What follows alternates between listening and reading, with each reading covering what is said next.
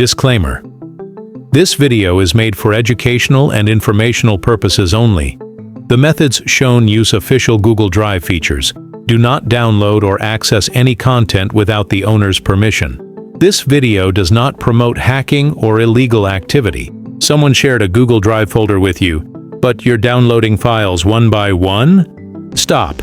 You're wasting your time. In this video, I'll show you how to download all images and videos at once, even if it's not your Google Drive. Important note: first, make sure the folder owner gave you view or edit access. Without permission, download will not work. Open the Google Drive folder link on your phone. Now tap on three-dot menu top left hand, then tap on Desktop Site. Now tap on Folder three-dot menu.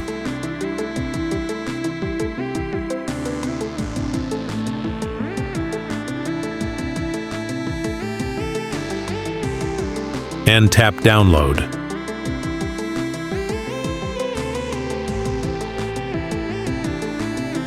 Google will automatically convert everything into one zip file. Just wait, download it, and extract. Don't use random websites or extensions. They can steal your Google account. That's it. Fast, safe, and simple. If this helped you, like, subscribe, and save this video so you never forget this trick.